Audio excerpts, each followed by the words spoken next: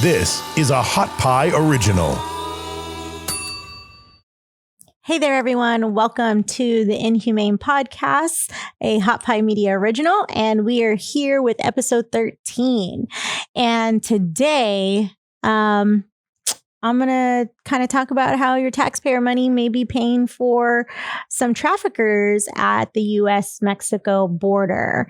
That should totally light your fire and saying, what? I'm paying for a pimp? It's quite possible. So let's get started.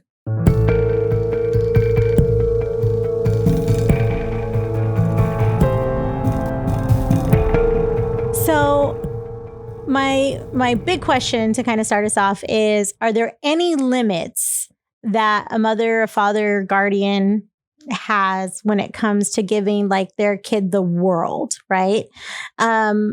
I think most people will say, no, I'll do whatever it takes to give my kid the best kind of life. Yeah, and are you wrong, right? You're not wrong for wanting to give your kid more than what you had and to give your children the best opportunity possible, right? And so I wonder though, do you have any moral limits? Right? Is there something you're like, that's a little too far. I'm not gonna do that.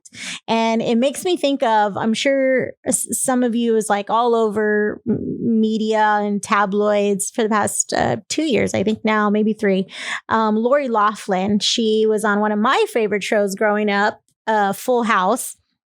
She was Aunt Becky, and her and her husband, along with the other famous actress Felicity Huffman, they got busted because they paid for their children to get into university, which is it's a big no-no.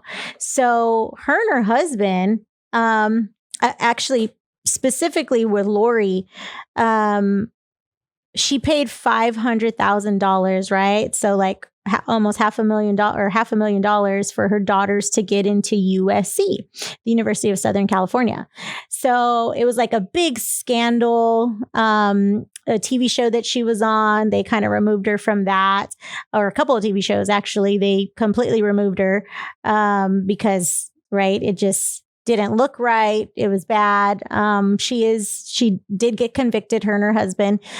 So now they actually have felonies. But I always say the felonies for the rich and famous look very different than felonies for you and I, right?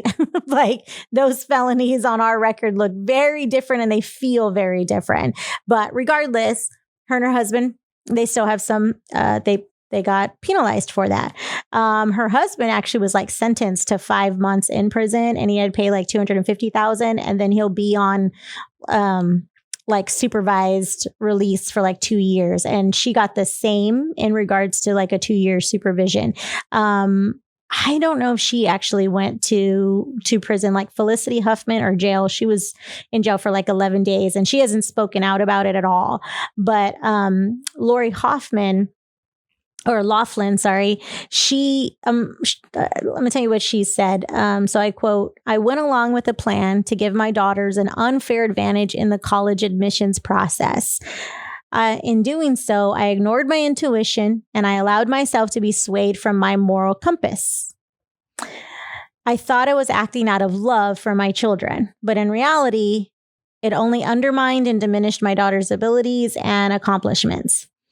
Now, I want to tell you what the judge said. Okay, this is the U.S. District Judge Nathaniel Gorton, and he's addressing both Lori Loughlin and her husband.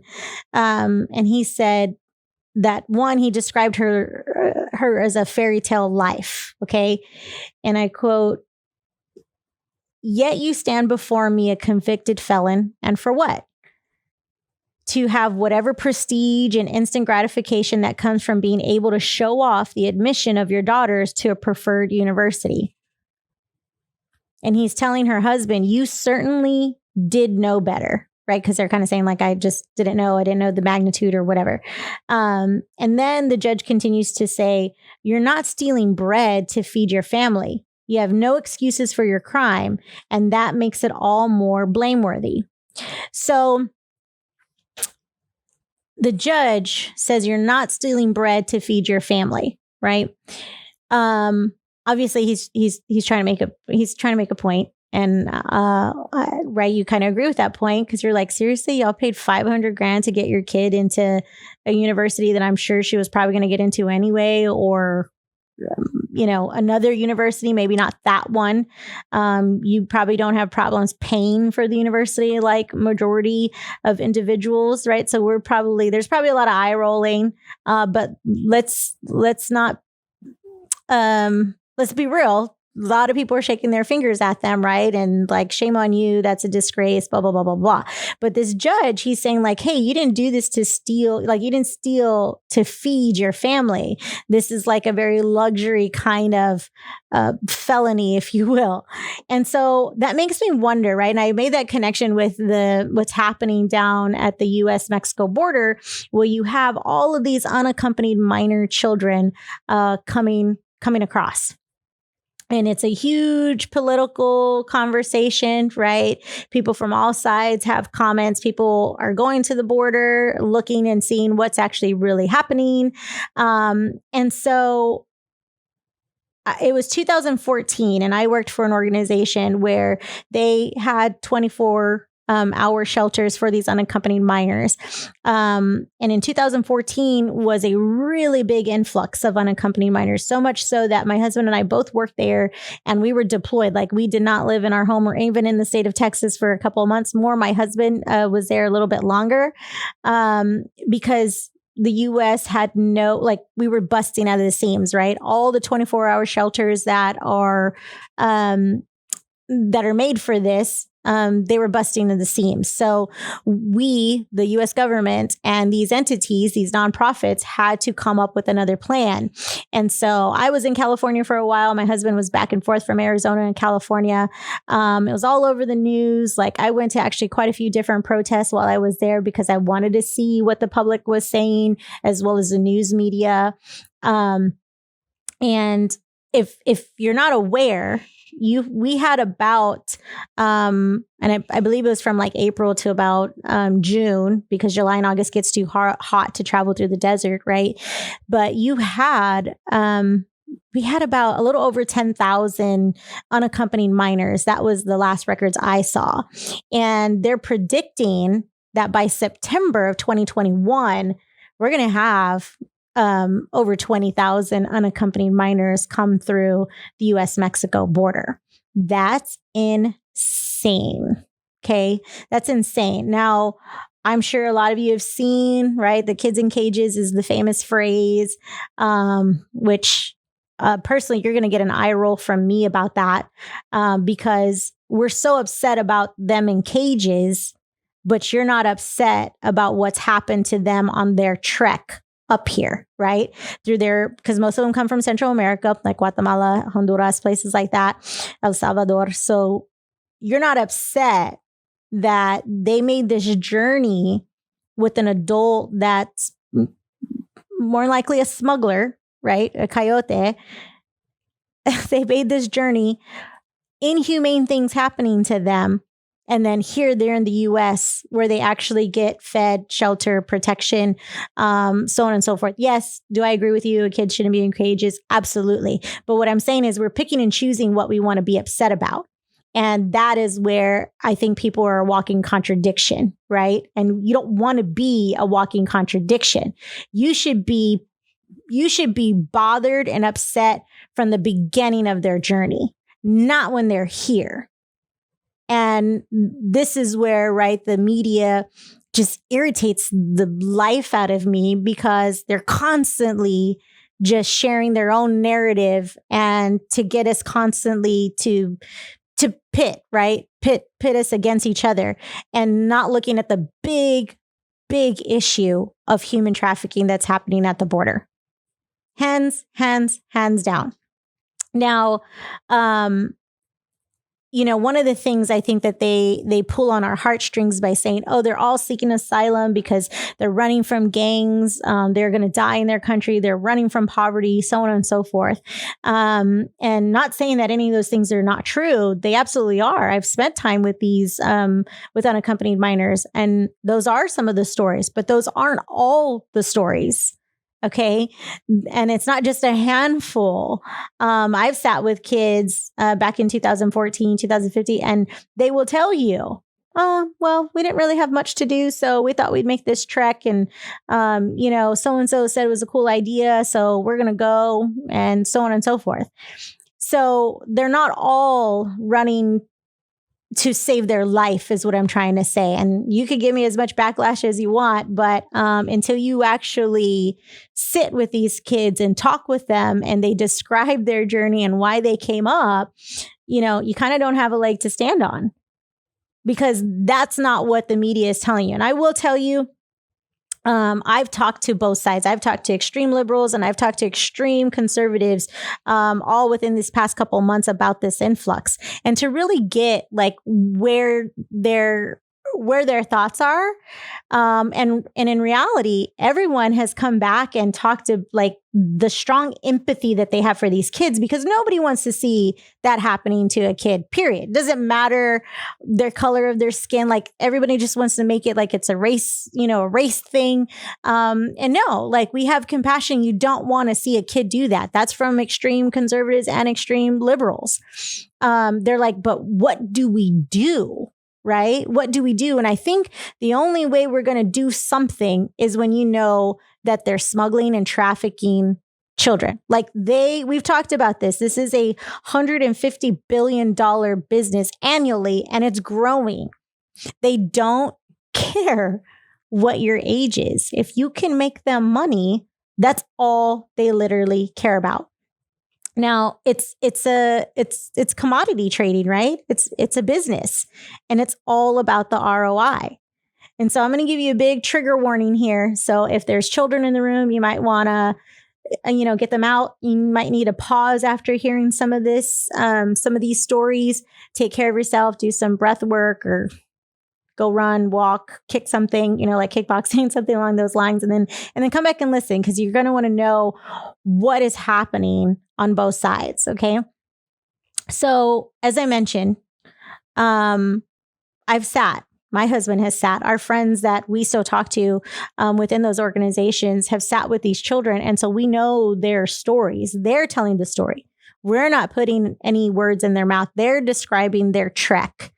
And when you have kids, right, their parents sent them or their guardian sent them, and they're elementary age children, and they're making this trek all the way through, they experience and witness horrible, inhumane things. One in particular is, right, we've talked about there's a difference between smuggling and trafficking, and we think that they just bring them across and then, oop, there you go. That's all, but that's not all. Okay, this is where the smuggling turns into trafficking. So when they make their destination or close to their destination, so let's say Mexico, for example, in this particular story, these group of kids, their smuggler brought them to Mexico, and now the handoff occurred, right, to somebody else. This child described how he was in like a barn-like setting with a whole bunch of other kids like his age, as I mentioned, elementary. And all of these kids, they memorized a number, right? Because when they get to the U.S., that's the number they need to give. So the U.S. authorities can call that number. And then that's who their guardian will be, right? When they're here in the U.S. So all these kids have these numbers memorized, or they have it physically on them, but majority of them have it memorized. And so they all call this number their number. And now that smuggler, AKA actually a trafficker, is now asking for more money. Those that the parents said or the guardian said, we'll send you money, got to live. The ones who said, we don't have any more money, those young children were shot and killed. And again, this is the story of this particular child. So not only did he witness these children being killed right in front of him, but then it was their job to actually go and pick up these lifeless bodies and dispose of them. That is a horrible journey. Yet we're still sending our kids, right? We're still sending our kids to the US. What kind of scar, what kind of trauma do you think that kid is going to have? And on the flip side, how does that all of a sudden like become normal as well, right? Like that kind of violence, that kind of, because it does. When you talk to psychologists and psychiatrists and law enforcement, and you start to see that these patterns become normal, this individual starts looking for that violence because one, they've never dealt with it. So, right, they're also acting out. That's another piece. So we think that it's just going to go away in some time, and it doesn't always, especially if you don't get treatment, right? So is it okay that this child is experiencing that? So when your heart, right, you have this empathy like, oh my gosh, they're sending kids and they're putting them in cages. You should be outraged that these kids are experiencing death and rape through their whole journey. That is where I'm like, where's that's the big missing piece. That's what we should be outraged about. Not saying you can't be outraged about both, but that should make you mad right from the get-go. Another story, another thing that's very common that happens on their trek is these females, right? And especially young girls, they're kind of already told that you're going to experience rape. And so some of them at this time, they actually started carrying like some condoms with them or money so that they can purchase them. So they can ask the individual like, hey, can you put this on? Of course, majority of them aren't going to put it on, but they're just trying, I guess, to protect themselves. What do you think that trauma is going to do? Do you think the trauma is taken away and that they're a whole person because they were expecting this to happen at 12 years old, at 14 years old? And they'll take it opposed to giving it to, them moving on to their 8-year-old sister or brother. So is it okay then? Are we able to accept it because they were expecting that their lady parts were the other commodity for them to be able to move forward closer to the US border? I don't think that for one moment. Now let's go in another direction. So you have these kids, and they get put into these 24-hour shelters here in the US. Well, a lot of these kids, they are gang members, or some of them. I'll take that back. I'll retract a lot and say some. And in these 24-hour shelters in these organizations, they're actually looking for some of these, right, to be gang members so that they can then isolate them. But they can't always identify. And so what are they doing? They're recruiting other kids now that they're all in the US. So they're recruiting them and grooming them and recruiting them to be vicious gang members now that they're within the US, right? And now that you're at like this full capacity again, because like I said, you're about to hit they predict 20,000 at least by September. So if you're busting the seams again, there's no way you're going to be able to catch those. There's no way. These entities, they're going to fall through the cracks. Okay. And gangs, I'm not talking about just gangs from Central America, gangs, period. Here, this is a business, human trafficking. So even recruiting one gang member, that's another potential trafficker. Like for me, you have to look at it like that. You can't just like separate the two. And those who are in these human trafficking, task force and crime units, they will tell you how the gangs are in human trafficking because it's a business and they get less time than when they traffic drugs and guns. So even one slipping through the cracks, we're not doing our job. We're failing. because that one trafficker can have a multitude of actual victims. They're not just touching one individual, right?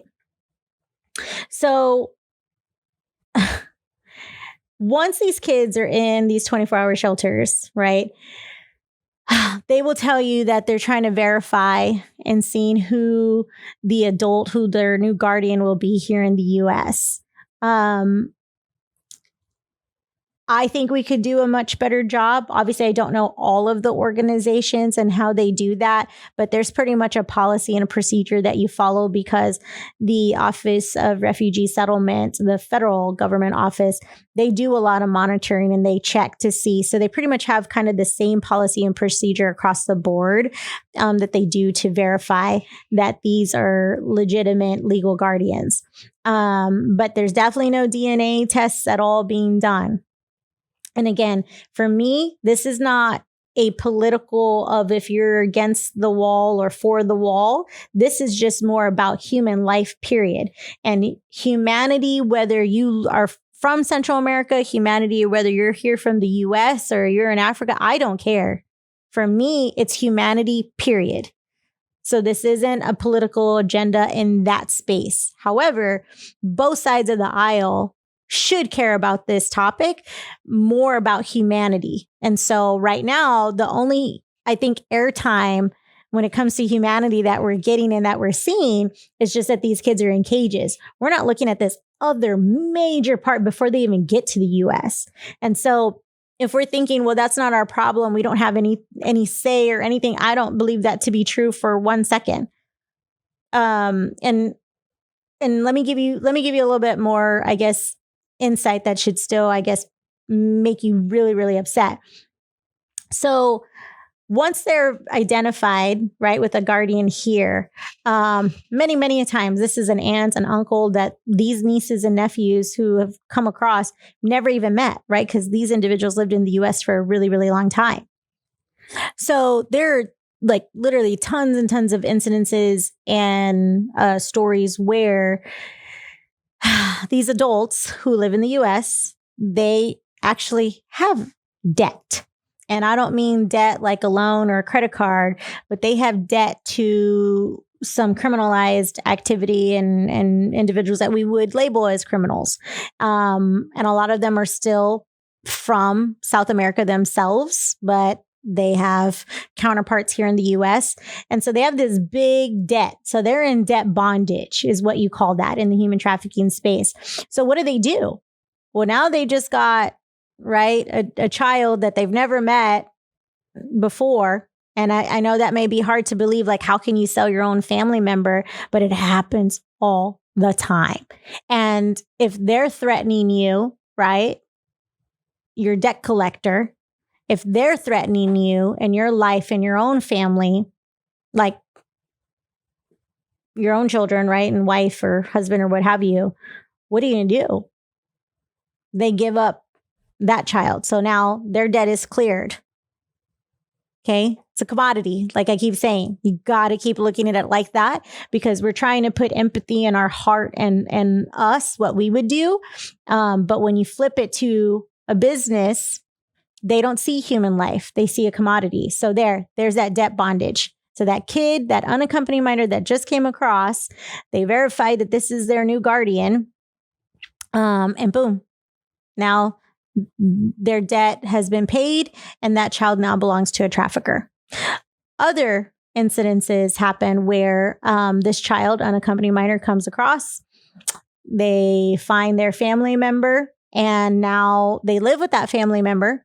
But that is now, they become now where it's domestic servitude. So that is another form of human trafficking. And basically what that means is, so let's just say it's a 15-year-old female and she's an accompanied minor. She comes and lives with family members and she becomes basically an in-house maid and babysitter who never gets paid, who never gets to go out and see light. Is another example. Like all they do is stay in the house, don't go to school.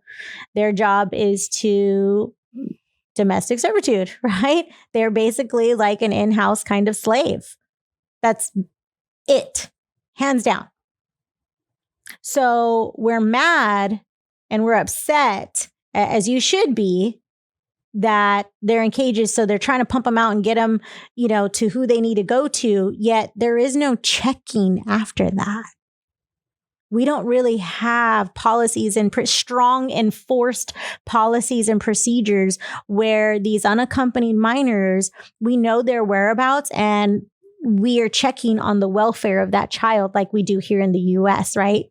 And we already know there's cracks in that system too, but we're not doing that. So we have no idea what's going on. None. And here, once again, those traffickers win. All day long, they're winning because us, the community, are not as involved as we need to be. And we're not as furious and saying like, this is not okay. And we're not realizing that this is another form of human trafficking. That's just it.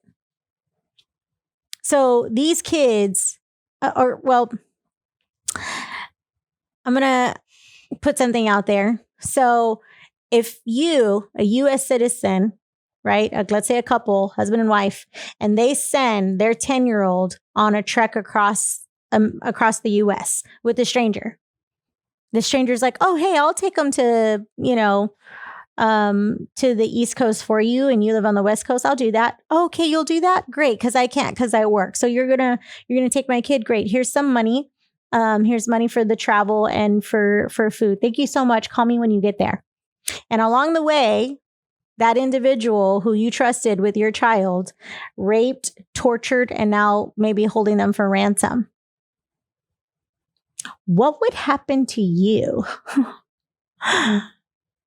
Let me tell you, not only with law enforcement, and I can't imagine how many charges you'll actually pick up for that, but CPS or Child Protective Services will snatch your kids away from you so fast because they will say that you neglected and you abused your kid.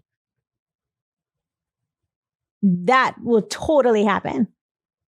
Yet, we're saying because you're impoverished in Central America, it's okay to send your kid unprotected.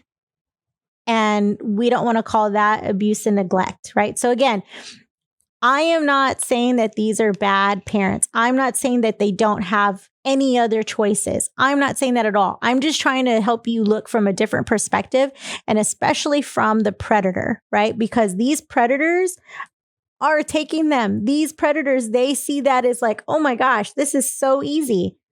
This is so easy. They are literally here on a silver platter for us. And the American public is not mad or upset at all whatsoever because now they're just out of cages. It should infuriate you that we don't have policies and procedures in place from before they get here, right? Because we work and trade with countries all day long.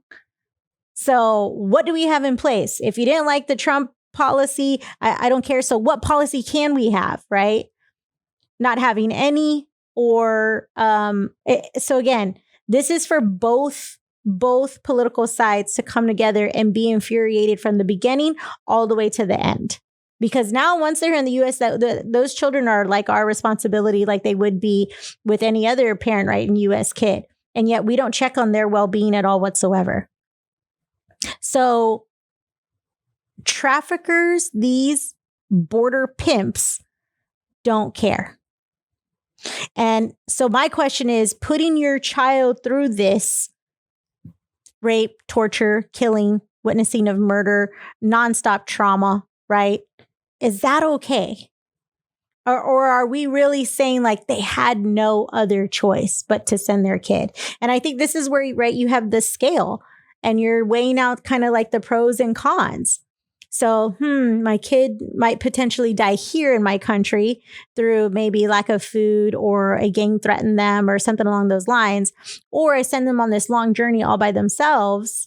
And same thing, they could die along the way. I could never hear from them or know what's going on.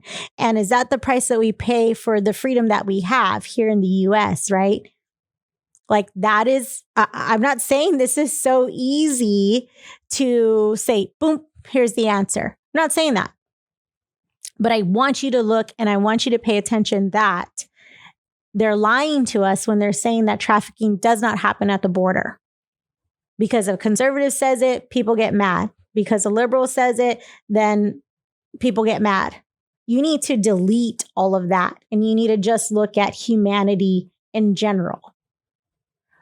Where are the policies in place? How are we not, or what do we need to enforce to protect these kids from these traffickers? Because they're being trafficked, they're being smuggled, but then there's some trafficking, right? There's that gray area, and it happens because we hear the stories from these kids. And they don't know what trafficking is, so what they describe is spot on. It's not what the news is telling me, it's what I've heard myself when I've worked with these children, when I've worked with these organizations, and what I've seen not enforce. So I'm just saying you shouldn't be just mad that these kids are in cages. You should be infuriated that our lack of enforcing policies and procedures is allowing these border pimps, these border traffickers to succeed and exploit and rape and murder children. It's completely inhumane. And yet we just want them out of cages. You got to look at the big picture, and you have to look at, you can't just be fed what the news is telling you, right? Because they're missing so many parts. And yes, do they also interview people who talk about how horrible their country is and they're here to, get a better life? Absolutely. My question is, though, at what cost, right? At what cost? Because if now those kids are with their new guardian here in the US, or maybe with their mom or their dad, right? The other part of their family, what help are they getting from all that trauma? And then teachers see it in the school and they don't know how to deal with it because they don't know their history either, right? Fighting, gangs, dropouts, prison, like all of that starts to lead to it. It's not because of just the color of their skin. It's because of things that they've experienced that no one's addressed. And so you get those emotional, right, issues. So this is a huge problem with human trafficking. And this is one of those things where I constantly say is we think because we're in our bubble that no, we'll never interact. But look at that. Your kids are going to go to school with kids who experience that. And then if they got into the gang and then they're just recruiting other kids their age, not just to be in the gang, but to actually, become a victim of human trafficking, because now they're going to pimp them out.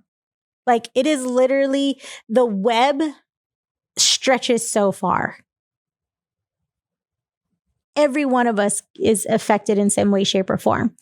Now, these 24-hour shelters, it really is your taxpayer money that is paying for all of it. So you should question and you should ask, what is my money going to? How do you follow up? How do you verify with these kids? Don't take the media's word for it. Call them. Call the Office of Refugee and Resettlement. Ask them. Because it's all of our money that pays for all of those salaries and pays for all of those shelters. Now, those shelters, the positive part of them is these kids can't go to prison, right? Because they're kids. There was a lawsuit long time ago. So hence why these 24-hour shelters were invented. They're like, hey, when kids come across, we can't send them to prison. We got to keep these kids safe. So these 24-hour shelters are there for them. And thank God they are there. They feed them. They clothe them. They have counselors for them. But this is all short term, right? They give them dental health. They give them vaccinations. They give them, they help the youth who are pregnant. So there's tons of great things for these kids to feel safe, but it's all short term. And like I said, once they hand them off, we don't have a lot of info, and there aren't enforced policies and procedures where we know what's happening to the well-being of these kids. And yet we hear them, how they were an accompanied minor. They came across, they lived with their family member, and they were a victim of domestic servitude, or then they got caught up in a trafficking sting operation and they were rescued. And lo and behold, they were an unaccompanied minor. We can't allow this to continue to happen. So they should be answering us in regards to what is happening with these kids. from the start to the end. And it's not okay to just say, well, they're with their guardian now. Well, no, we can't say that. So again, this isn't a for the border or for the border wall, against the border wall. It's not that. This is about human life. And these children, if they come into the U.S., they are now, I believe, our responsibility. And we need to make sure that they do not come into the hands of traffickers, whether they're related to them or not related to them. And we have to do a better job. And you should be pissed that these kids are experiencing what they experience from the beginning of their trek. And we can't make the excuse either of, well, this was better than them staying in their country. It's not. And all these NGOs and nonprofits that have the connections with all these people in Central America and Mexico, what are you doing to make sure these kids are being protected right from the start, right when they leave their country? See what I mean? It's such a bigger issue, yet it is happening in our backyard, but it's also international. So we have to get involved so that we can make a difference and we can fight this. So the call to action for today is really call these organizations. They're all along the border. They're also in Northern California. So don't just think it's just the Mexico-US. They come through ports as well, right? From Asian countries, African countries, Middle Eastern countries. They come across regardless. We just give all the highlights on the US-Mexico border because that's the huge influx, but it still happens on the border. So call these organizations, ask them like, what is the policies and procedure? How do you verify that these kids belong to this family member? Because you're trying to prevent human trafficking, right? Call your representatives and say, hey, my money's going here. So how are we protecting these kids from start to finish? Like, I need to know about it. And they should answer you. So some of these big ones out there is BCFS. That used to stand for like Baptist Child and Family Services. They're real big. Southwest Key Programs is really big. The Office of Refugee Settlement. Those are some big ones. But look at your local areas as well, especially if you live near a port or a border.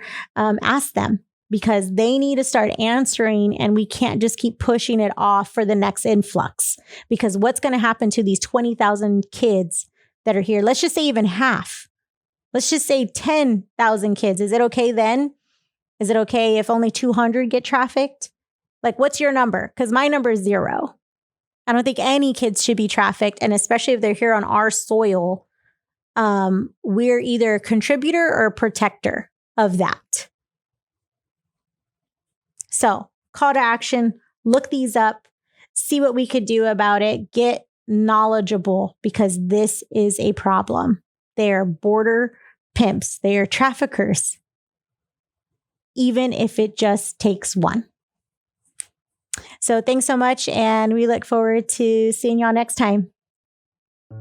Thanks for listening. You can find more episodes and all other Hot Pie Media originals baked fresh daily at our home on the web at hotpiemedia.com, the Hot Pie Media YouTube channel, or wherever you listen to podcasts.